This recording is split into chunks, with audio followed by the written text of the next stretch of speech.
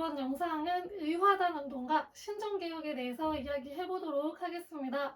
전 영상에서는 양무 운동과 변법자강개혁 운동 등 이 청나라가 좀 더 근대화 되려고 노력하는 모습들을 다뤘잖아요. 이 의화단 운동은 그런 서양 세력들에 대한 반발심에서 나온 운동이에요. 어떠한 나라든 개혁 과정에서는 그 서구 문물 그리고 그 외부 세력들, 외부 나라들의 문물을 들여올 때는 찬성하는 파가 있고 반대하는 파가 있어요. 우리나라에도 위정척삭파라는 반대 세력이 있었듯이 여기 청나라도 이제 마찬가지였죠. 이 의화단 운동 또한 특히나 크리스트교에 대해서 굉장히 배격했던 운동이었습니다. 이 크리스트교들이 청나라에 들어오게 되면서 점차적으로 교세를 확장을 해 나가면서 교회가 굉장히 크게 성장을 하게 돼요.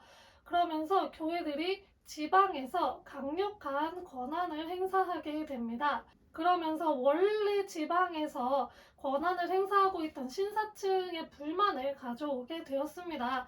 왜냐하면 신사층이 원래 지방에서 굉장히 영향력이 있었는데 이 교회 세력이 들어오게 되면서 그 영향력이 좀 사그라들게 되었거든요. 그래서 이 신사층이 불만을 갖게 되었고, 또한 기독교인들하고 비기독교인들하고 마찰이 좀 자주 일어났어요. 이 마찰을 교환이라고 하는데 이 교환이 또 자주 발생을 하게 되자 청나라에서는 그 기독교인들에 대해서 크리스트교 자체에 대해서 배격하는 움직임들이 나타나게 됩니다. 이 의화단은 그런 배경을 통해서 결성이 되었는데요. 의화단 세력들은 자신들이 이제 무술을 익혀요. 막 무술을 익히는데 이 무술이 서양의 총과 칼을 모두 다 막을 수 있다고 이야기를 하면서 교세를 확장을 시켜 나갑니다. 이 의화단 운동은 특히 산동성 지방에서 강하게 퍼져 나갔는데요. 이 산동성 지역은 서양 세력이 들어오는 입구이기도 했어요. 그래서 외국 물자가 대량으로 수입이 되면서 이 청나라의 상업과 공업이 쇠퇴를 하게 됐고요. 열강들이 이 지역에다가 이제 철도를 설치를 하게 되면서 기존에 운송을 업으로 삼고 있던 운송 노동자들의 대량 실업이 발생을 하게 됩니다.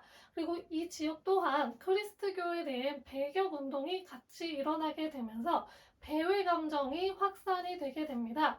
이에 산동성 순무로 있던 위안스카이라는 사람이 있었어요. 앞으로 이제 계속 나오게 될 사람인데 이 원세계라고도 한자로는 원세계고요. 중국어로 하면 위안스카이라고 하는 이 사람이 산동성 순무로 있었는데 이 위안스카이가 산동성에서 이런 의화단 운동이 일어난 거를 강경하게 진압을 하게 되자 이 의화단 운동이 사그라든 게 아니고 오히려 다른 성으로 지계성으로 파급이 되고 확산이 되게 됩니다. 그런데 이제 청나라는 이 의화단 운동을 강경하게 진압할 의사가 없었어요.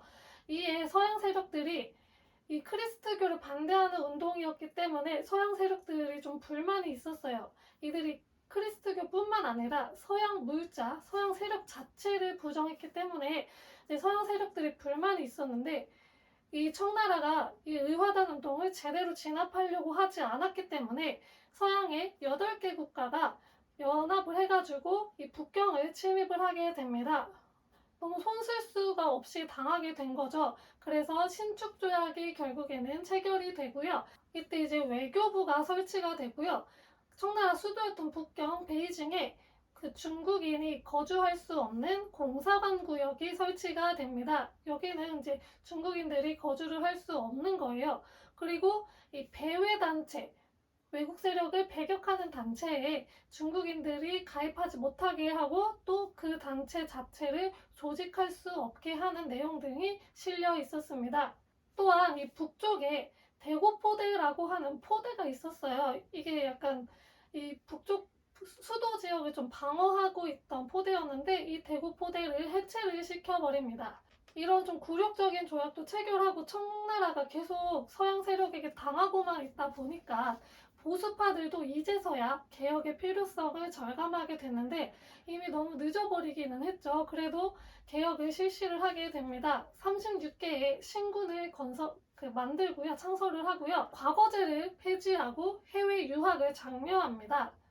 그리고 정치적인 개혁 또한 실시를 해서 헌정 시찰단이라는 시찰단을 꾸려서 해외로 보내서 입헌 정치에 대해서 배우고 오게 합니다. 그래서 이제 새로운 헌법을 제정을 하는데요. 그 헌법을 흥정헌법대강이라고 합니다. 그런데 이 헌법에서는 민권에 대한 이야기는 없고요. 황제의 절대적인 권력, 황제권의 신성 불가침이 내용이 들어가 있어요.